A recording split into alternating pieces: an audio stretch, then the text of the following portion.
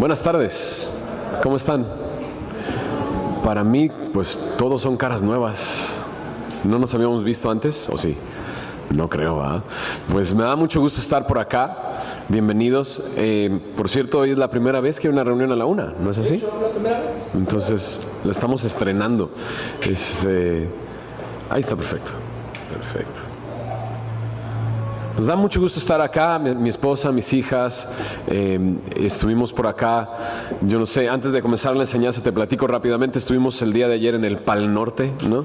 Que fue es un festival de música completamente secular, ¿no? Pero Dios nos abrió las puertas para estar ahí y compartir el Evangelio, y fue un tiempo muy, muy especial, muy padre, el poder ir a donde está la necesidad, y nos sorprendió mucho. Yo soy de acá de Monterrey y a mí me sorprendió mucho el que estuvimos tocando las canciones, traen el mensaje, pero al final tomamos un tiempo para predicar el Evangelio, para hablar de la muerte y la resurrección de Jesús, y la gente estaba bien atenta. Era increíble poder ver eso, ¿no? Y que estaban receptivas, y yo pensaba y decía, claro, este es tiempo para cegar, ¿no? Para compartir el Evangelio. Qué oportunidad es que tú estés en esta ciudad con esta necesidad y que podamos ser parte de suplir esa necesidad compartiendo las buenas nuevas y enseñando la palabra de Dios. ¿No te da gusto eso? Nos da muchísimo, muchísimo gusto. Yo quisiera, antes de comenzar la enseñanza, orar por la enseñanza, pero también orar por, decía, ¿quién? Raúl, tú decías, ¿verdad? Soltaste semillitas, ¿no? Que esas semillas puedan caer en buena tierra, ¿verdad? Y sé que si una semilla el día de ayer cayó en buena tierra, va a dar fruto, lo sé, ¿no? Porque había demasiados distractores alrededor como para venir y robar esa semilla, pero sabes, el sembrador salió a sembrar, ¿no? Sin importar en qué suelo iba a caer, él soltó semillas esperando que diera fruto, y así queremos orar, que Dios pueda hacer germinar esa semilla de la palabra y del Evangelio en las personas que lo escucharon el día de ayer. ¿Les parece que oremos por eso? ¿Y oramos por la enseñanza? Señor, gracias por ser tan bueno, gracias por tu amor, por tu bondad, por las puertas que tú abres, Señor. No tenemos dudas, Señor.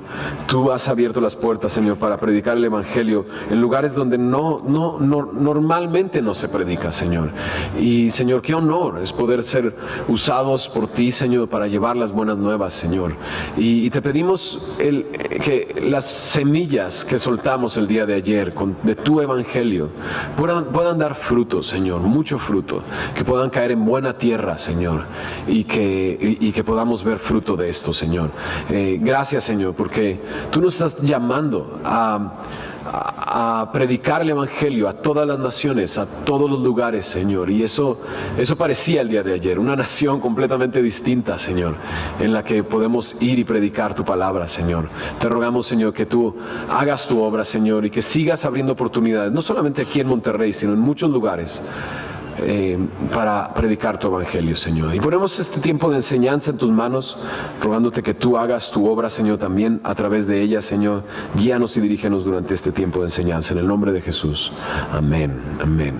Si traes Biblia, ábrela en Juan capítulo 3. Estaremos revisando una historia en la vida de Jesús, un encuentro que solamente se describe en el Evangelio de Juan.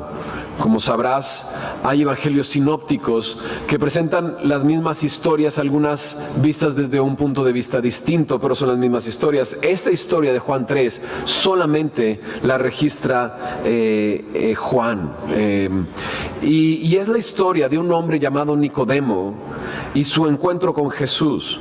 La vida de Jesús está llena de encuentros con diferentes personas y con necesidades específicas. Y yo creo que todos nos podemos encontrar en medio de esas historias, dándonos cuenta que también hay algo que Dios quiere enseñarnos y mostrarnos a través de esa historia. Esta historia está en Juan capítulo 3 y comienza diciendo así: había un hombre de los fariseos que se llamaba Nicodemo, un principal entre los judíos.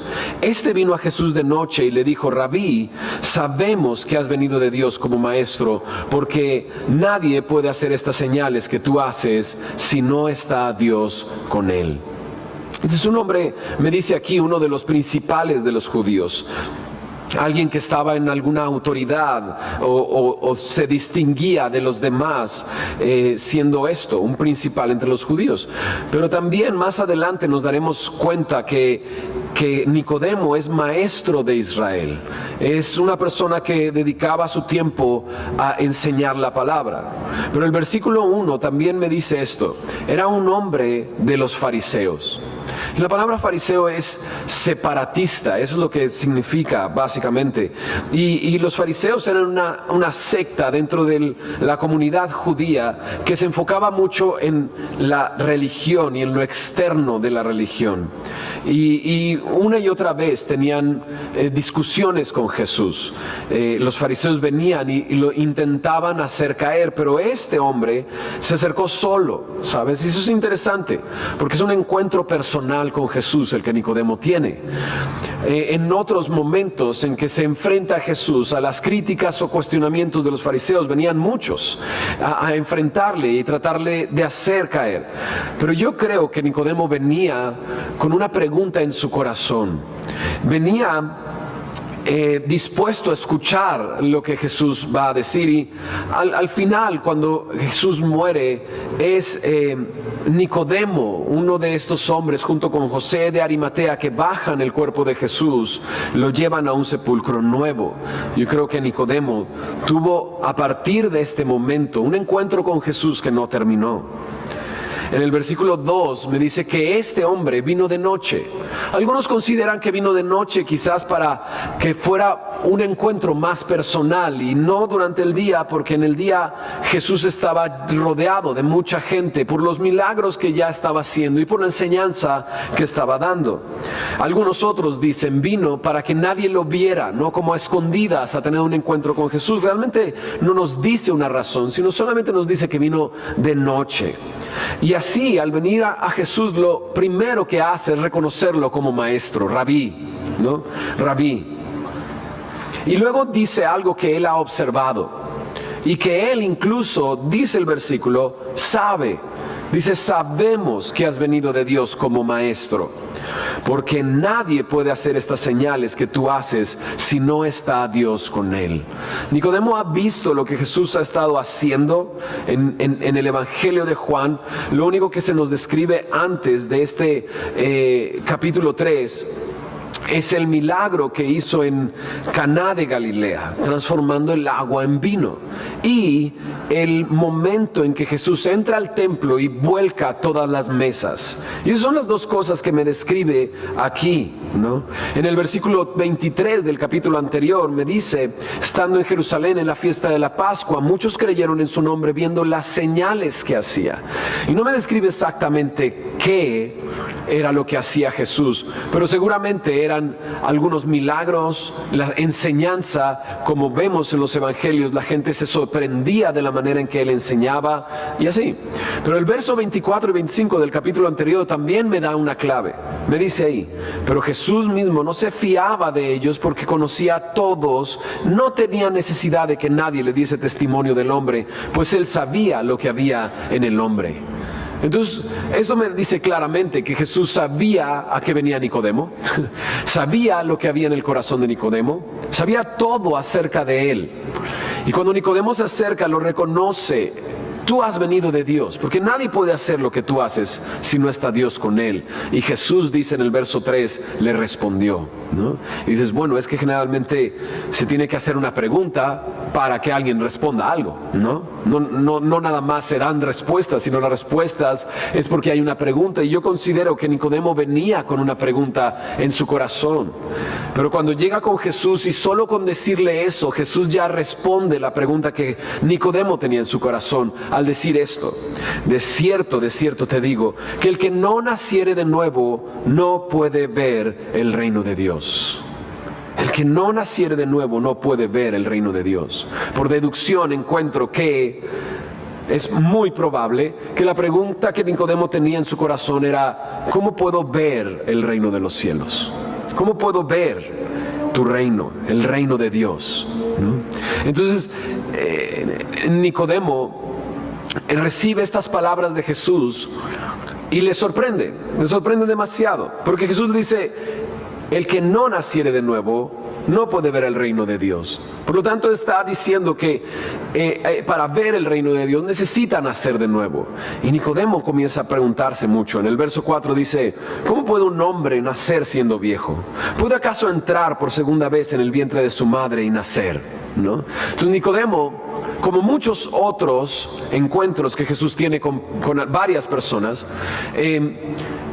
no está viendo la respuesta espiritual que está trayendo Jesús a su pregunta, sino lo ve como algo muy físico. En el capítulo siguiente, en su encuentro con la mujer samaritana, él le dice: si tú me pedirías agua, yo te daría y agua que salte en ti como una fuente de agua para vida eterna, ¿no? Y no tendrás sed jamás, le dice. Y esta mujer le dice: pues dame de esa agua para que ya no tenga que venir a sacarla todos los días, ¿no? Y tú estás pensando en algo material nada más. Y Nicodemo está pensando así. Y por eso dice: ok, nacer de nuevo, pues como que todo esto no cabría en el vientre de mi mamá. O sea, ¿cómo puede un viejo nacer de nuevo? Dice, alguien siendo viejo, ¿cómo podría nacer de nuevo? ¿No? Y Jesús le responde de esta manera: de cierto te digo, que el que no naciere de agua y del Espíritu no puede entrar en el reino de Dios. Lo que es nacido de la carne, carne es; lo que es nacido del Espíritu, Espíritu es. No te maravilles de que te dije, os es necesario nacer de nuevo. Entonces Jesús aquí ya separa estos dos nacimientos. Uno dice de agua, otro de espíritu. En el verso 6 continúa y dice uno de carne y otro de espíritu. Y un nacimiento de carne, pues es el que todos hemos experimentado, ¿no? Si tienes ombligo, búscate el ombligo. Sí, si tienes ombligo, no tienes que buscártelo. Ahí está, ¿no? Has nacido de la carne. Estás aquí, estamos escuchando y entendiendo lo que estamos diciendo. Por lo tanto, claro, hemos nacido de la carne. Pero Jesús habla de un nacimiento espiritual. Lo que es nacido del Espíritu, Espíritu es. Espíritu es. Y sabes, la Biblia me enseña acerca de dos muertes. La muerte física, como algo que todos vamos a experimentar, pero también la muerte espiritual. Y el escritor de Efesios, Pablo, lo explica muy bien en el segundo capítulo de Efesios, hablando de esta necesidad de nacer espiritualmente, porque estamos muertos espiritualmente. Me hace recordar cómo Dios le dijo al primer hombre sobre la tierra: si tú comes de este árbol, ciertamente morirás. Y vemos en Génesis, en el capítulo 3, el momento en que la mujer, siendo tentada por Satanás, toma del árbol, de ese árbol, de la ciencia del bien y del mal, se lo da a su marido, a Adán, y comen del fruto. Pero los vemos que siguen viviendo, ¿no? Y dices, pero ¿no dijo Dios que ciertamente iban a morir? ¿No? Y el texto continúa diciendo que ellos se dieron cuenta que estaban desnudos y quisieron taparse. Y cuando vino Dios de nuevo a andar con ellos en el jardín del Edén, dice que ellos tuvieron miedo y se escondieron. ¿Sabes? La muerte espiritual consiste en una separación. ¿En qué separación? La separación del hombre de Dios. Siendo Dios un Dios santo y siendo los hombres pecadores, están separados de Dios. Y eso es precisamente lo que significa muerte. Cuando alguien es declarado muerto, es porque obviamente ya no hay vida en él. Su alma se ha separado de su cuerpo. Ahora lo único que está ahí es un cuerpo vacío. El alma se separó del cuerpo. Así, espiritualmente, la muerte es nuestra separación de el hombre con Dios, separados por el pecado. Y ahí en Efesios, en el capítulo 2, Pablo nos dice las siguientes palabras: Él les dio vida a vosotros cuando estabais muertos en vuestros delitos y pecados.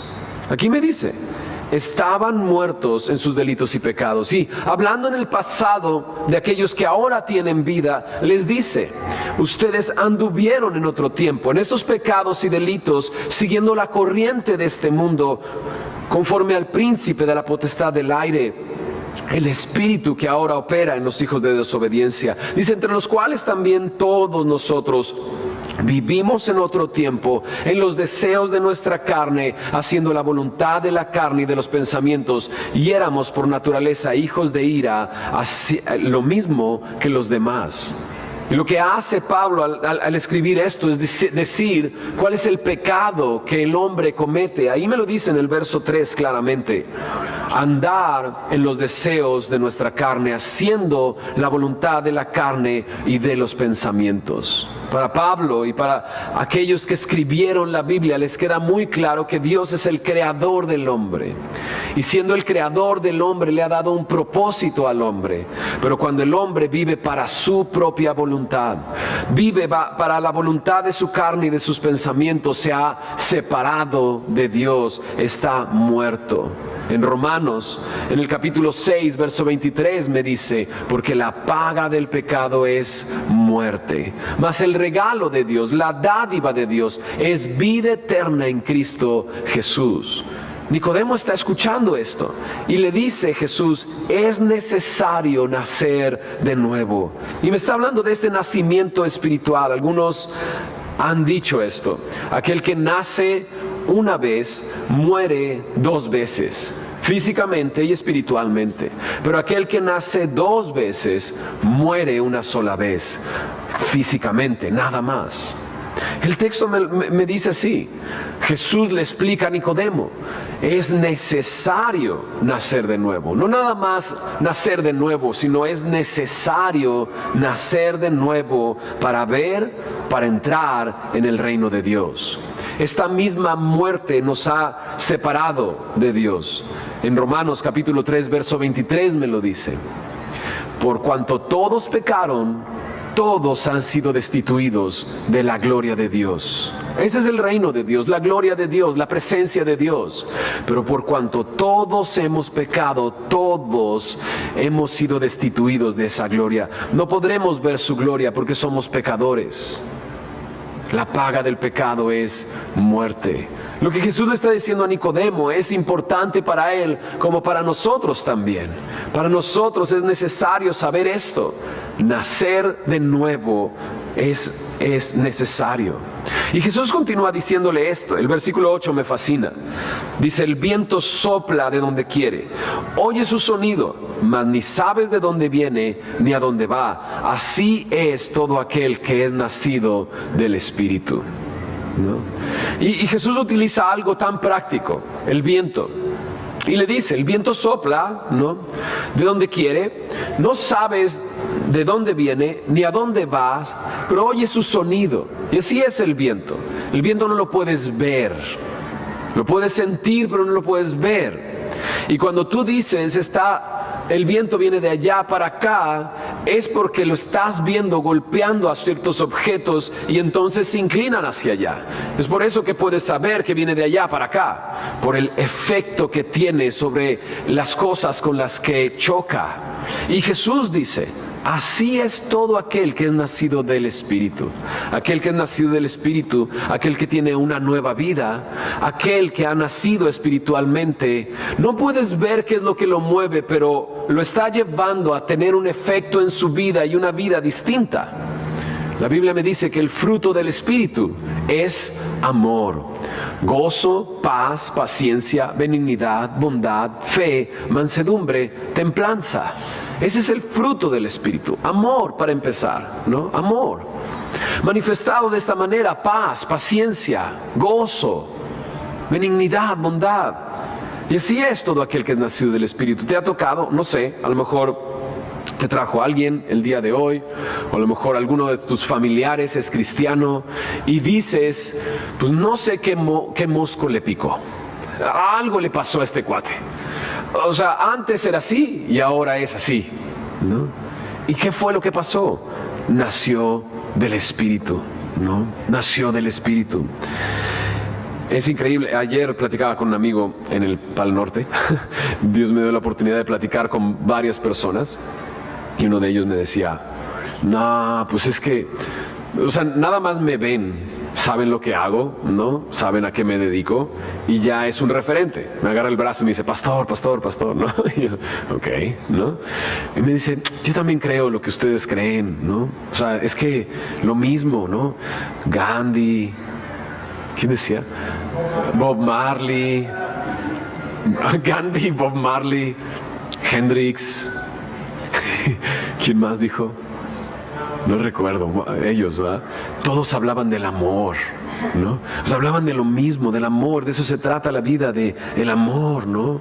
Y ya lo escuchaba y lo escuchaba y lo escuchaba y estaba Chepo conmigo escuchándole, ¿no? Y de repente le digo yo, ¿sabes qué? Lo que pasa es que sí tienes amor, pero amor propio.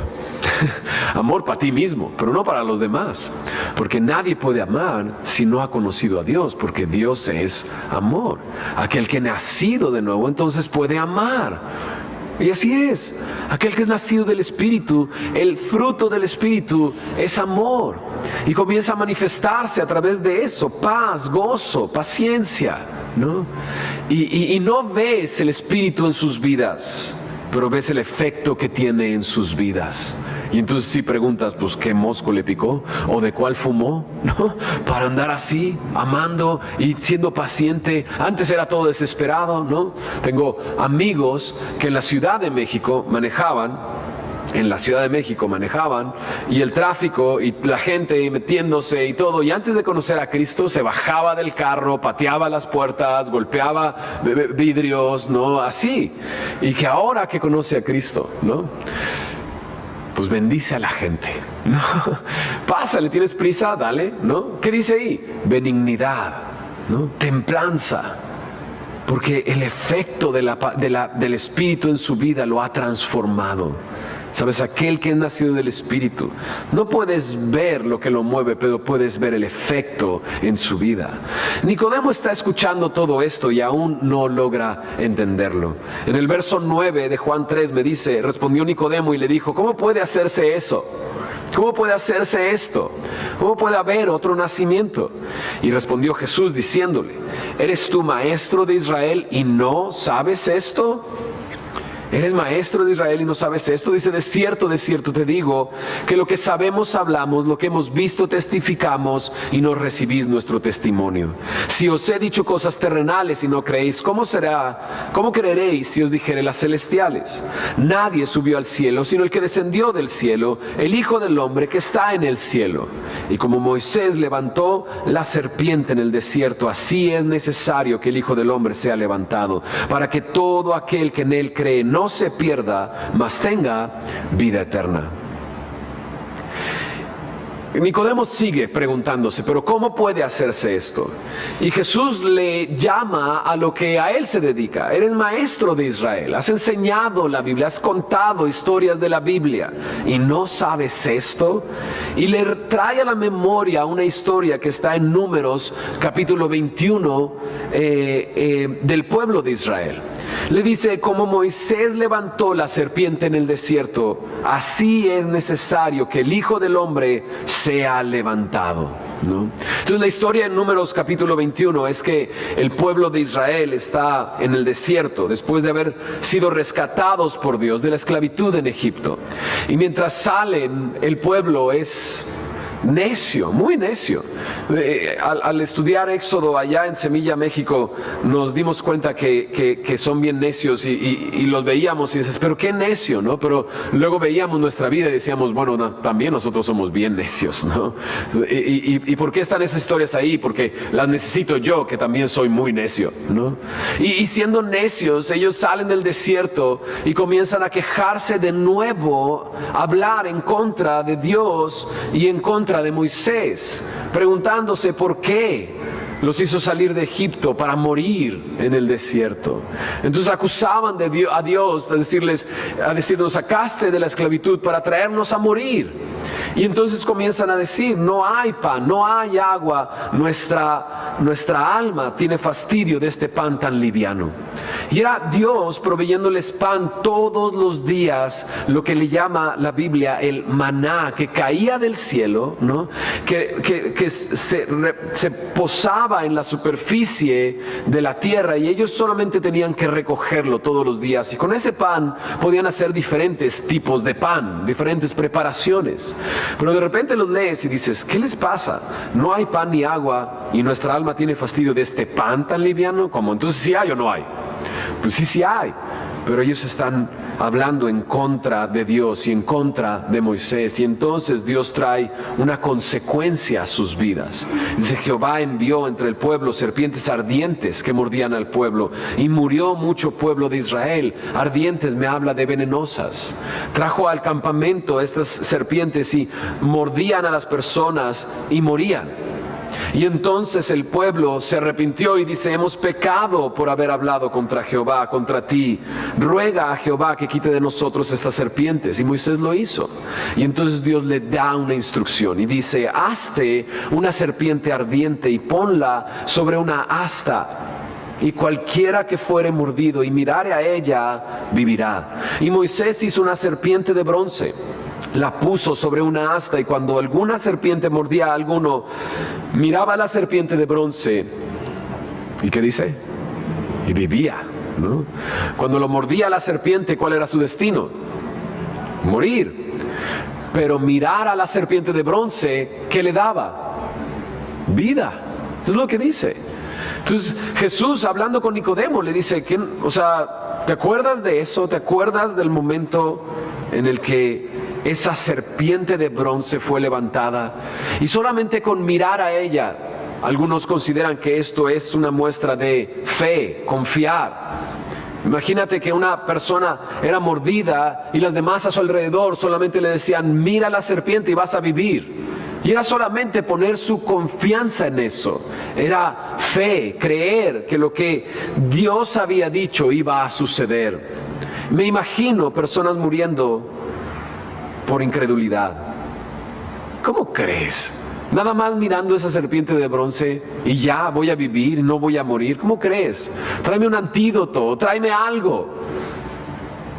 Pero no, era solamente fe, ¿no? Y podría haber personas alrededor rogándoles, por favor, solamente voltea a verla, y ellos negándose a voltear.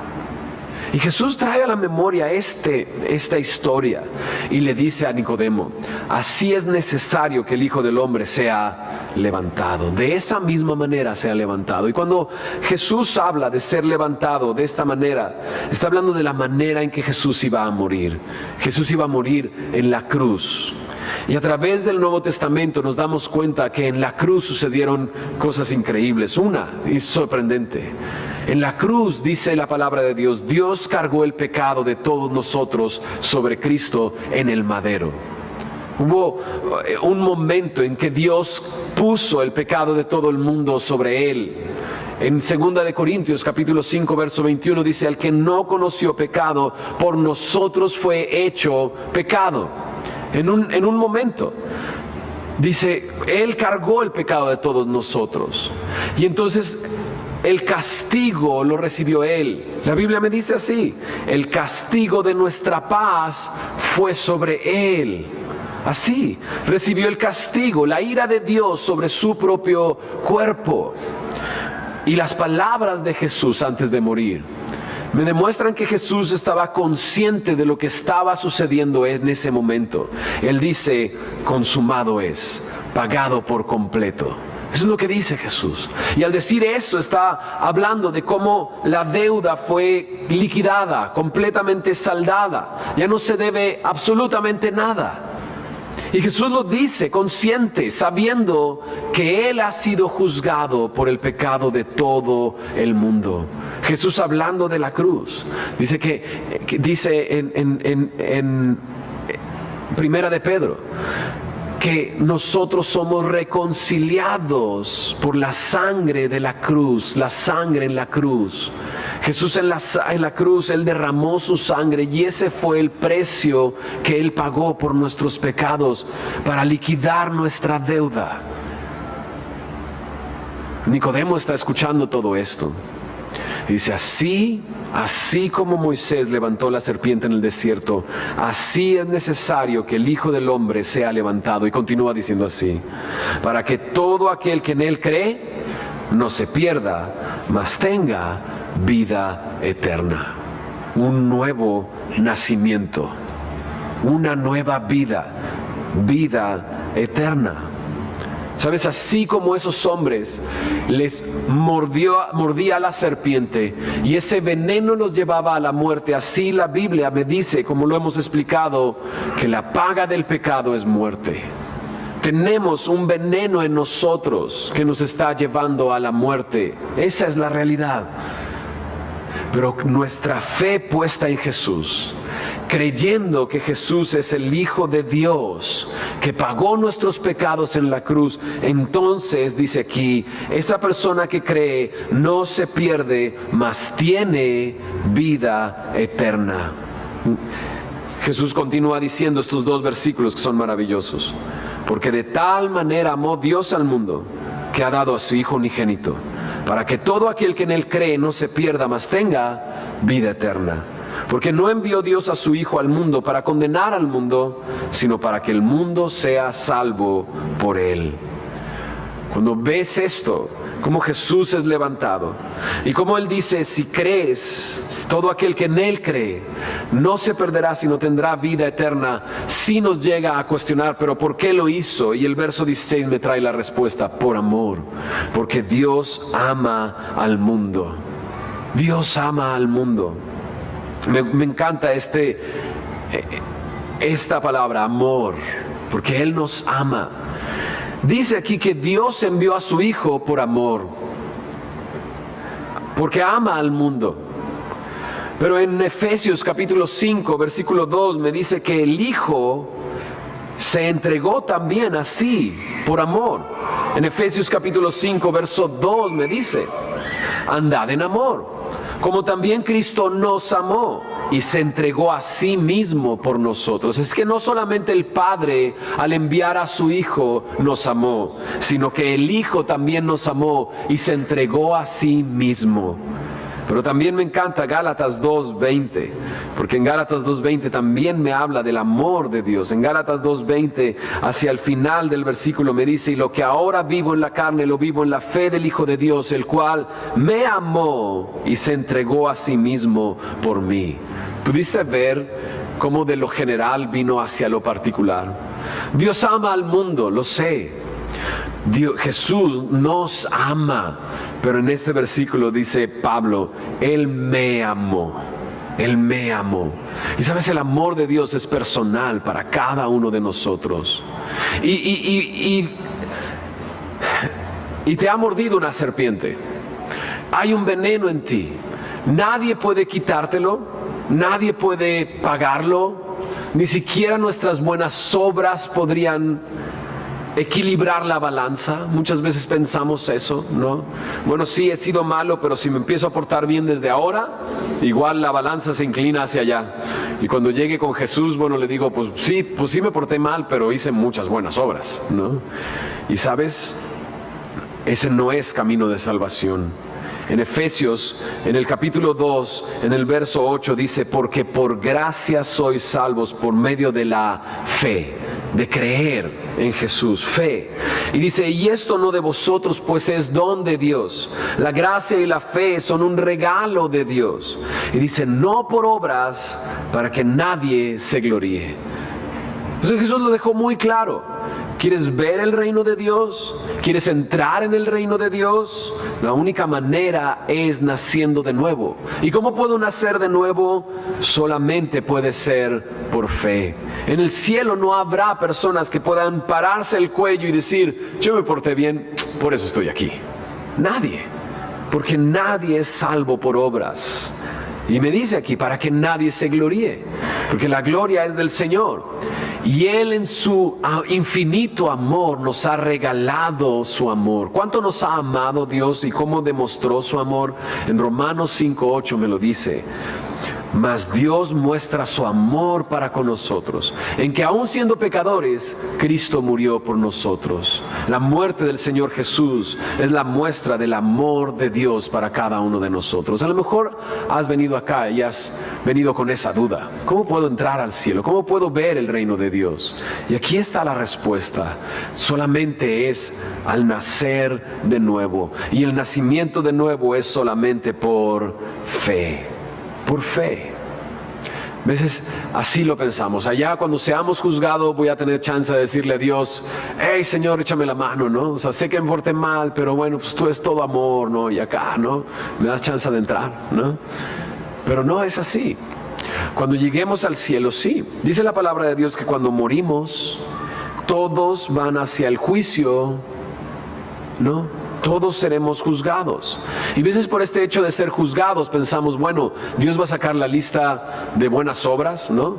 Y dice, si yo me porté súper bien, una fila, una hoja así bien larga de cosas que hice, ¿no? Pero luego va a sacar las cosas malas y kilómetros, ¿no? Bueno, no hay manera, no es por obras para que nadie se gloríe, es solamente por fe. Cuando lleguemos allá, el hecho que va a definir si tenemos una vida eterna con Él, ¿te acuerdas? La muerte es separación de Dios. La paz es unir dos cosas sueltas, y eso lo hizo en la cruz del Calvario Jesús. Lo que va a definir eso es si tienes o has creído en el Hijo o no has creído. Solamente eso, fe. Mira lo que Jesús dice al final, en el versículo 17, al final de nuestro pasaje en Juan 3. Dice, porque no envió Dios a su Hijo al mundo para condenar al mundo, sino para que el mundo sea salvo por Él. Me encanta esto. Jesús no vino para condenar, vino para salvar. Eso es lo que dice la palabra. Pero entonces, ¿cómo algunos van a ser condenados? Bueno, dice aquí en el verso 18, el que en Él cree no es condenado. Pero el que no cree ya ha sido condenado, porque no ha creído en el nombre del unigénito Hijo de Dios. Y dices, bueno, aquí dice que entonces, ¿qué? ¿Cómo? O sea, si es condenado o no es condenado. Jesús vino a salvarnos, no a condenarnos. Lo que nos condena es nuestro pecado. Entonces, somos pecadores y vamos a la muerte. Nuestra condena es ese veneno que ya está dentro de nosotros.